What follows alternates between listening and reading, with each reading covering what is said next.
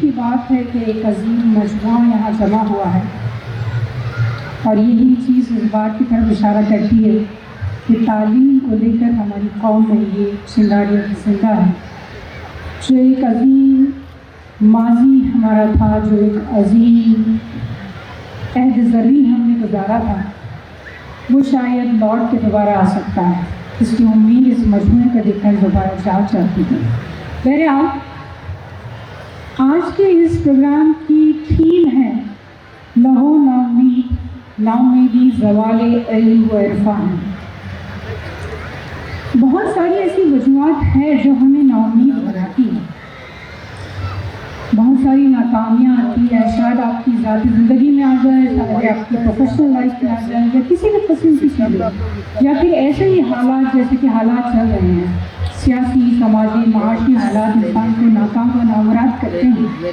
لیکن جیسا کہ امام نے ابھی ایک شعر کہا، بڑا خوبصورت شعر تھا، اس کا دوسرا مصرع ہے، شکستہ ہو تو عزیز سر، شکستہ ہو تو عزیز اتر نگاہ آئینہ ساز۔ یعنی اللہ تعالیٰ جس نے ہمیں تخلیق دی ہے، جس نے ہمیں پیدا کیا ہے، اس کی نظروں میں وہ انسان زیادہ کامیاب ہے، وہ زیادہ عزیز ہے، جو کئی ساری شکستگیوں کے باوجود، ناکامیوں کے باوجود اپنی امید نہیں چھوڑتا، اس کے سامنے کھڑا رہتا ہے اور دوبارہ سے ان حقوق کو، ان فرائض کو پوری کرنے کی کوشش کرتا ہے جس کی اس سے امید لگائی جاتی ہے۔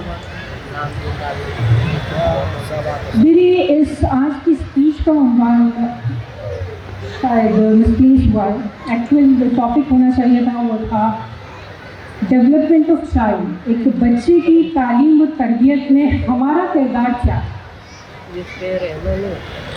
اس چیز کے تحت میں نے کافی ساری چیزیں آبزرو کی ہیں، میری اپنی لائف کے کچھ سکسیس، کچھ فیلیئرز ہیں، میں نے UPSC کی ایک جرنی طے کی ہے، کافی ساری چیزیں دیکھی ہے، اور اس کے بعد ایک آبزرویشن، ایک مشاہدے کے بعد اس نتیجے میں پہنچی کہ کچھ کمیاں ہیں ہمارے اندر، اس کے اوپر توجہ دینے کی ضرورت ہے۔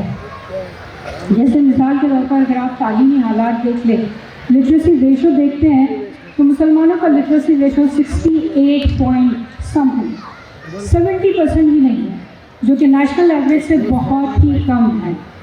اگر ہم لڑکیوں کی تعلیم کے معاملے میں دیکھیں تو یہ اس سے زیادہ کم ہو جاتا ہے۔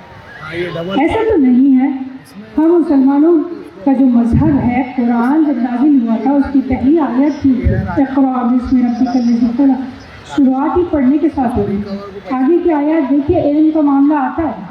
تو ایسا تو نہیں ہے کہ ہمارا مذہب ہمیں تعلیم و تربیت سے روکتا ہے، کچھ نہ کچھ ایسی وجوہات ضرور ہیں جس کی وجہ سے یہ پرسنٹیج ہمیں ڈاؤن نظر آتے ہیں یا ایسے نظر آتے ہیں جو صحیح نہیں ہے۔ اس کے لیے جس چیز کی ضرورت ہے وہ ہے بچے کی ہمہ جہت ترقی۔ ہمہ جہت ترقی کیا ہوتی ہے؟ All round development of child. All round development کیا ہوتا ہے؟ ایک شخصیت، ایک بچے کی شخصیت کے الگ الگ رخ ہوتے ہیں، ایک اس کا جسمانی شخصیت ہوتی ہے، ایک ذہنی شخصیت ہوتی ہے، ایک نفسیاتی شخصیت ہوتی ہے، ایک روحانی شخصیت ہوتی ہے۔ ان تمام شخصیتوں کا ڈیولپمنٹ، اس کی ترقی اس بچے کے آس پاس موجود تمام لوگوں کا ذمہ داری ہوتی ہے۔ ایک انگلش سیئنگ ہے، انگریزی میں ایک کہاوت ہے، It takes a village to raise a child۔ ایک بچے کی تعلیم و تربیت کرنے، اس کو پال پوس کر بڑا کرنے کے لیے ایک گاؤں کی ضرورت ہوتی ہے۔ اب کون سا گاؤں، یہ ماں باپ طے کریں گے۔ گاؤں کا مطلب لٹرلی گاؤں نہیں، بلکہ اس کے اطراف کا ماحول، اس کے اطراف میں بسنے والے لوگ، اس کے ماں باپ، دادا دادی، نانا نانی، بھائی بہن، چچا تایا، سبھی لوگ، دوست احباب، اسکول کے لوگ، یہ سارے لوگ ایک بچے کی تعلیم و تربیت میں کردار ادا کرتے ہیں۔ تو اس اسٹیٹمنٹ کے تحت اگر دیکھا جائے تو ایک بچے کی شخصیت اس کے اطراف کے سبھی لوگوں پر ڈپینڈ کرتی ہے، اور اس کی شخصیت کے حصے ہیں جسمانی شخصیت، یعنی وہ صحت مند ہو، نفسیاتی شخصیت، یعنی وہ اپنے جذبات کو سنبھالنا جانتا ہو، چاہے لڑکا ہو یا لڑکی، بیٹا ہو یا بیٹی، اس کی نفسیاتی ترقی، اس کا نفسیاتی ڈیولپمنٹ بہت ضروری ہے۔ اور تیسری چیز ہے روحانی ترقی، اسپریچول ڈیولپمنٹ، جو ہمارے مذہب سے تعلق رکھتا ہے۔ یہ تمام ڈیولپمنٹس کیوں ضروری ہے، کیوں ہمیں کرنا؟ آئیے کچھ حقیقت کا سامنا کرتے ہیں۔ طلب ہوتے ہیں، کڑواہٹیں ہیں. ہم بہت ساری چیزوں میں پیچھے تو ہیں ہی ہیں. تعلیم کا معاملہ ہے، سیاست ہے، سماج ہے، معیشت ہے، ہر معاملے میں پیچھے ہو رہے ہیں. سیشن کمیٹی رپورٹ کہتی ہے کہ ہمارے حالات SC/ST سے بدتر ہو گئے ہیں. یعنی ہندوستان کے وہ طبقے جو سب سے کمزور سمجھے جاتے تھے، ہم ان سے بھی زیادہ کمزور ہو گئے. ہماری تعداد اگر کہیں زیادہ ہے تو وہ ہندوستان کے جیل ہے. نہ ہی کالجوں میں، نہ ہی اسکولوں میں، نہ ہی ریسرچ میں یہ تعداد ہماری کم سے کم ہوتی جائے. یہ کڑوی حقیقت ہمیں سننی ہوگی، کیونکہ ہمیں اس مرض کا علاج نکالنا ہے. یہ ہمارے حالات تو ہے ہی، ساتھ ہی دنیا بھر کا ماحول بھی دیکھیں. اگر آپ تھوڑا سا پیچھے جائیں گے تو آپ کو نسلوں کی الگ الگ اقسام دکھیں گی. 80s 70s 80s میں آئی تھی ٹی وی نسل، جو ٹی وی دیکھ کے پل رہی تھی، بس رہی تھی، یا پھر ان کے خیالات، ان کے احساسات، ان کی سوچ، ان کے لباس ٹی وی دیکھ کر تبدیل ہو رہے تھے. پھر تھوڑا سا آگے آتے ہیں، انٹرنیٹ آ گیا، 90s کا زمانہ، اور تھوڑا سا آتے ہیں فیس بک آ گیا. تو اگلی جو جنریشن آئی وہ گوگل فیس بک والی جنریشن. یعنی ایک ورچوئل سوشل میڈیا کا ایک ماحول بننے لگا اور دنیا بھر کے اجزاء ایک بچے کے ذہن پر اثر انداز ہونے لگے. ابھی تک کیا ہوتا تھا؟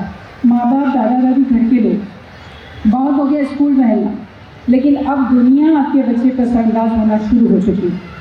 اس کے بعد آتے ہیں انسٹاگرام جنریشن.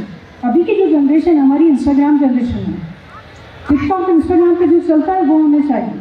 جیسے ہی ٹرینڈ میں ہم کام کریں گے ویسا ہی ہمارا برتاؤ رہے گا، ویسے ہی انداز میں ہم باتیں کریں گے. یہ انسٹاگرام جنریشن، یہ دنیا کا ماحول چل رہا ہے. ایسے ماحول میں اپنے بچے کو پروٹیکٹڈ رکھنا اور اس کی ایسی تعلیم و تربیت کرنا کہ وہ اس ماحول کا مقابلہ کر سکے، وہ اس پریشر کو جھیل سکے، اور اس پریشر کے باوجود اپنی اصلیت کو نہ بھولے. اور اس کی اصلیت ہے اسلام، اس کی اصلیت ہے ایک مسلمان کی آئیڈینٹی، یہ وہ نہ بھول پائے. اس لیے ہمیں بچے کی ہمہ جہت ترقی کرنے کی بہت زیادہ ضرورت ہے. اس کی شخصیت کے جتنے حصے ہیں ان تمام حصوں کی تربیت کرنے کی ضرورت ہے، جس میں جسمانی، روحانی، نفسیاتی سبھی قسم کی شخصیتیں شامل ہو جاتی ہیں. اب یہ مسائل کیوں ہیں؟ یہ مسائل کیوں ہیں؟ کیوں ہر جگہ ہم آزمائشوں میں پڑ رہے ہیں؟ ایک بڑی خوبصورت آیت ہے قرآن کی، اور اس آیت سے آپ کو پتہ چلتا ہے کہ یہ مسائل، پریشانیاں ہم پر کیوں آتی ہیں، یہ آزمائشیں کیوں آتی ہیں. بسم اللہ الرحمن الرحیم. وَلَنَبْلُوَنَّكُمْ بِشَيْءٍ مِّنَ الْخَوْفِ وَالْجُوعِ وَنَقْصٍ مِّنَ الْأَمْوَالِ وَالْأَنفُسِ وَالثَّمَرَاتِ وَبَشِّرِ الصَّابِرِينَ. اللہ تعالیٰ نے خود کہا کہ ہم آپ کی آزمائش لیں گے. آپ پر خوف آئے گا، آپ پر ڈر آئے گا، ناکامی کا ڈر، ہار جانے کا ڈر، پیچھے رہ جانے کا ڈر، تنہا رہ جانے کا ڈر، ہر طرح کا ڈر آپ کے سامنے آئے گا. یہ کہا ہے اللہ تعالیٰ نے. وَالْجُوعِ وَالنَّقْصِ مِنَ الْأَمْوَالِ وَالْأَنفُسِ وَالثَّمَرَاتِ. آپ کی جان، آپ کے مال، آپ کے ثمرات، فروٹس، پھل، ان کا بھی نقصان ہوگا. یہ آپ کے آزمائشوں کا حصہ ہے. اللہ تعالیٰ نے کہا یہ دنیا جنت تو نہیں کہ ہر چیز آپ کو آسانی سے مل جائے گی اور آپ کی بالکل کیک واک لائف ہوگی کہ آپ آرام سے جی رہے ہیں. آزمائش آئے گی، کیونکہ اللہ تعالیٰ نے کہا ہے کہ آزمائش آئے گی. اور آگے کیا کہتے ہیں؟ وَبَشِّرِ الصَّابِرِينَ. اور صبر کرنے والوں کو خوشخبری دیتا. یعنی ان حالات میں جس نے صبر کیا، اللہ تعالیٰ کی ڈوری کو تھامے رکھا، انہیں خوشخبری دے دو. تو حالات آپ کے ایسے آئیں گے، آزمائشیں آپ پر ہوگی، لیکن ان آزمائشوں کا سامنا کرنا ہوگا. اور ان آزمائشوں کے سامنے کرنے کے لیے ہمیں ایسی نسل تیار کرنی ہوگی جو ان کے سامنے ڈٹ کر کھڑی رہ سکے. اور یہ نسل تیار ہوتی ہے ہمارے بچوں سے. اب یہ کرنا کیسے ہے؟ یہ کرنے کے لیے سب سے پہلی چیز جو ہمیں تیار کرنی ہوتی ہے وہ ہوتا ہے انوائرمنٹ، ماحول تیار کرنا. ماحول کیسے تیار ہوگا؟ اس کے الگ الگ آسپیکٹس ہیں. ماحول ہوتا ہے گھر کا ماحول، اسکول کا ماحول، محلے کا ماحول، بچے اور گھر کے بڑے. یہ رول ماڈلس ہوتے ہیں. آپ جیسا کریں گے آپ کے بچے ویسا کریں گے. آپ کی جو حرکتیں رہے گی، جو عادتیں رہے گی، جو انداز رہے گا وہ بچوں کا رہے گا. اگر آپ اپنی گھر کی عورتوں سے چیخ کر بات کرتے ہیں، آپ کا بیٹا چیخ کر بات کرے گا. اگر آپ گھر میں داخل ہوتے ہوئے زور سے سلام کرتے ہیں تو آپ کا بیٹا سلام کر کے داخل ہوگا. یہ رول ماڈلس گھر میں ہوتے ہیں, یہ امپرفیکٹ ہوتے ہیں, ان سے غلطیاں ہو سکتی ہیں, ان سے گناہ ہو سکتے ہیں, لیکن یہ پرفیکشن کی طرف بڑھتے ہیں. یہ کوشش کرتے ہیں کہ میں اپنے بچے کے سامنے اپنے آپ کو ایسے پیش کروں جیسا کہ اسوہ حسنہ, جیسا کہ ہمارے نبی حضرت محمد صلی اللہ علیہ وسلم تھے. تو یہ امپرفیکشن سے پرفیکشن کی طرف بڑھتے ہوئے اپنے بچے کی تعلیم و تربیت کرتے ہیں. اب کیسے کریں گے یہ تعلیم و تربیت جس میں رول ماڈلنگ آ جاتی ہے؟ کچھ اور حقیقتوں کا ہمیں سامنا کرنا ہوگا کہ رول ماڈلنگ ہماری کیوں ناقص ثابت ہو رہی ہے یا ہم اس میں کیوں ناکام ہو رہے ہیں.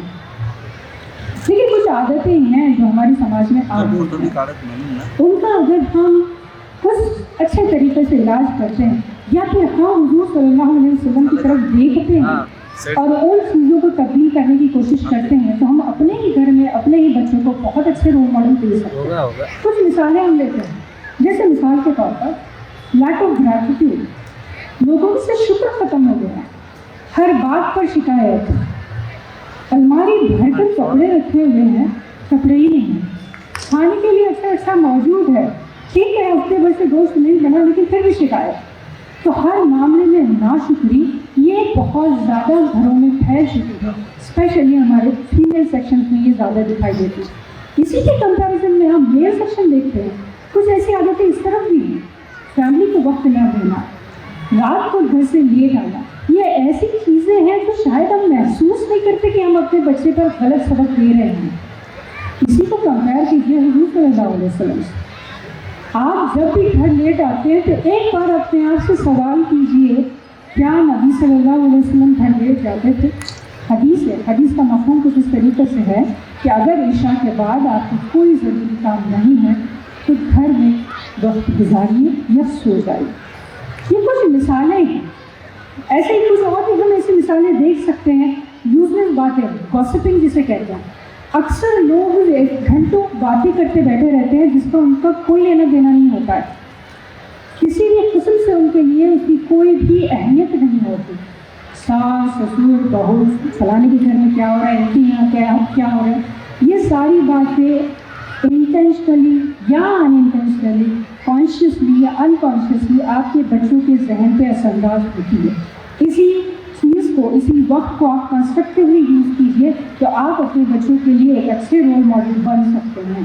یہ رول ماڈلنگ آپ کو نہ صرف تعلیم و تربیت کے تحت کرنی ہے بلکہ ایموشنل لیول پر, جذباتی درجے پر بھی کرنی ہے کہ ایک بچہ اپنے جذبات کو کیسے ہینڈل کرے گا, مشکل سچویشن میں وہ پھنس جاتا ہے تو کیسے ریئیکٹ کرے گا, یہ اپنے گھر والوں کو دیکھ کر سیکھتا ہے. اگر کسی پرابلم میں آپ پھنستے ہیں اور اس پرابلم کو آپ بالکل اطمینان کے ساتھ حل کرتے ہیں تو آپ کا بچہ بھی وہی سیکھے گا. اور اگر کسی مسئلے میں پھنس جانے کے بعد آپ چیخنے چلانے لگتے ہیں تو آپ کا بچہ بھی چیخنا چلانا سیکھے گا. وہ آنسو بہا کر اس مسئلے کو حل کرنا چاہے گا جو اس مسئلے کا حل نہیں ہے. تو یہ رول ماڈلنگ پر کچھ باتیں ہوئی ہیں. رول ماڈلس ہمارے گھر میں موجود ہیں, اور رول ماڈلس کو پرفیکشن کی طرف جانا ہے, اور پرفیکشن کی طرف جانے کے لیے سب سے بہترین رول ماڈل حضور اکرم صلی اللہ علیہ وسلم کا ہے. جب بھی زندگی میں کسی صحیح غلط کے درمیان آپ پھنس جاتے ہیں یا اپنی عادتوں کے اوپر آپ کی تنقیدی نظر نہیں جاتی ہے تو اس شخصیت کی طرف دیکھیے اور اپنے آپ سے سوال کیجیے, کیا یہ عادت حضور اکرم صلی اللہ علیہ وسلم کی تھی؟ کیا اس طریقے سے انہوں نے صحیح اور غلط کا فیصلہ کیا تھا؟ اس سوال کا جواب آپ کا ضمیر آپ کو ضرور دے گا.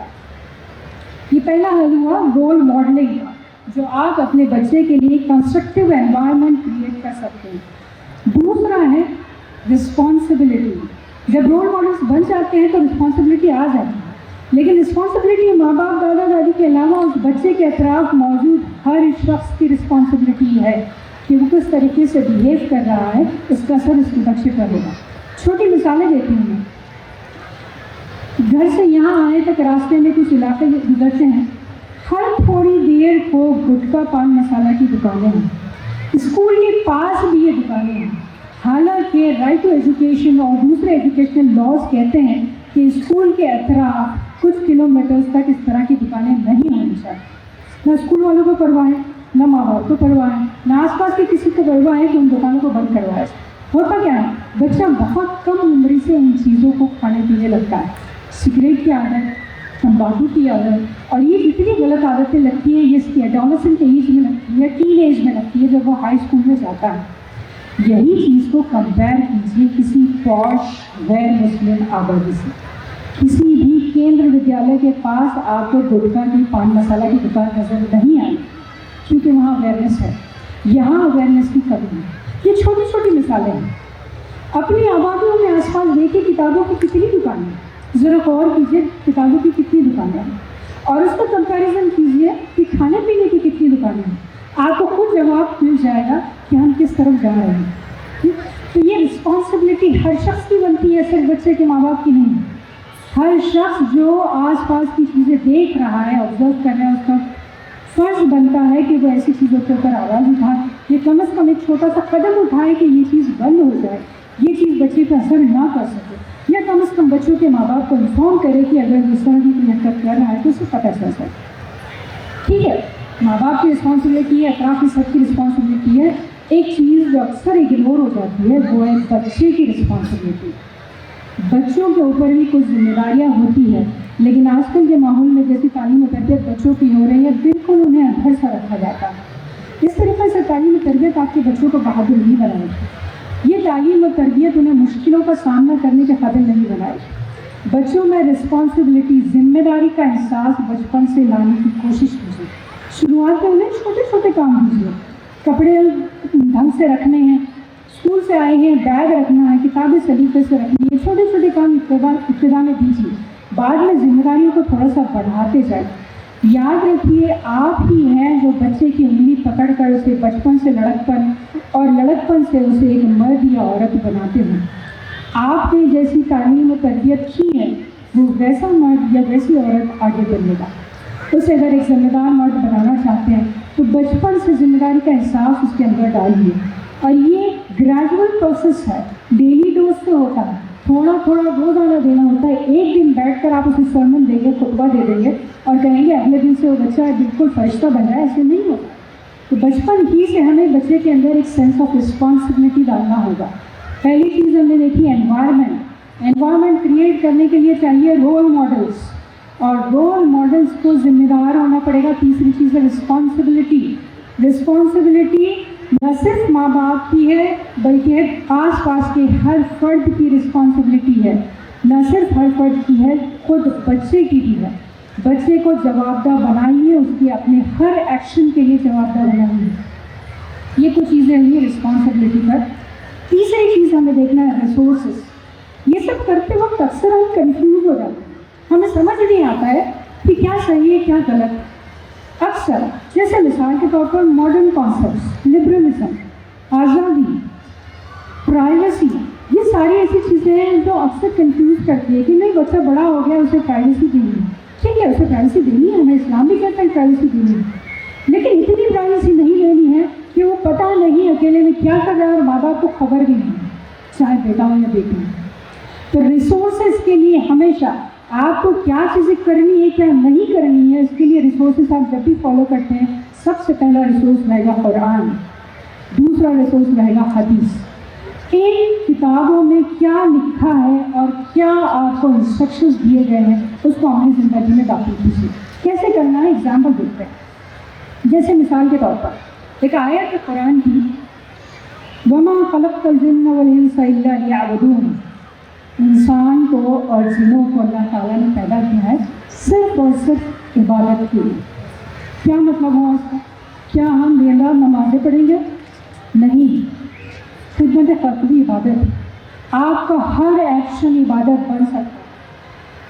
शर्त यह है कि आप किस तरीके से चीज़ें कर रहे हैं। आपने अपने बच्चे को मुस्कुराकर देखा, उसकी तालीम और तरबियत की, आपने बड़ों का ख्याल रखा, आपने कंस्ट्रक्टिव एनवायरनमेंट बनाया, आपने एक गुनाह को कम करवा दिया, आपने एक तंबाकू की दुकान बंद करवा दी, आपने एक कुछ ड्रग डीलर को पकड़वा दिया, आपने छोटा सा कुछ भी काम कर लिया, वो भी इबादत में शामिल हो जाए। आपका हर वो काम जो मखलूक के लिए सेहतमंद रिजल्ट लाता है वो इबादत का हिस्सा है। इसलिए ये आयत का मफहूम बहुत बड़ा है। सिर्फ इबादत के मानी ज़िक्र अस्कार करना नहीं है। इबादत में हर वो शय शामिल हो जाती है, हर वो अमल शामिल हो जाता है जो खल्क़ खुदा के काम आता है। वमा खलक़्तल जिन्न वल इंसा इल्ला लियअबुदून।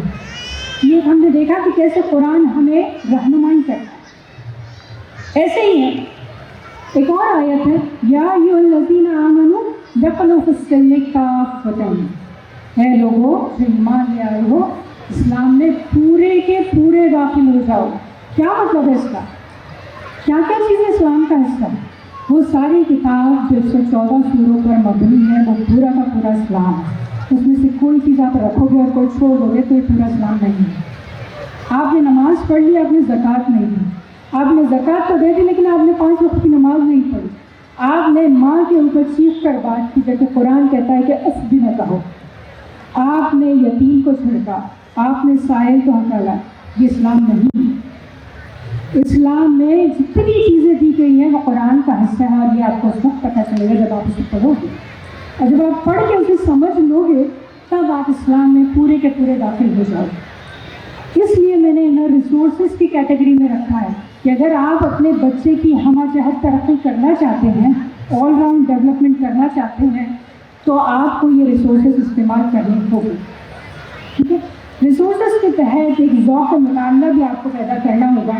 ذوق مطالعہ یعنی کتابیں پڑھنے کا شوق. بہت اچھا میلہ یہاں لگا ہے, بہت اچھی کتابیں یہاں مل بھی رہی ہیں. ضرور جائیے اپنے بچوں کے ساتھ اور ان کی پسند کی کتابیں پڑھیے. اور اس شعر کے ساتھ یا ایک مصرے کے ساتھ میں اس بات کو ختم کرتی ہوں کہ اس بات میں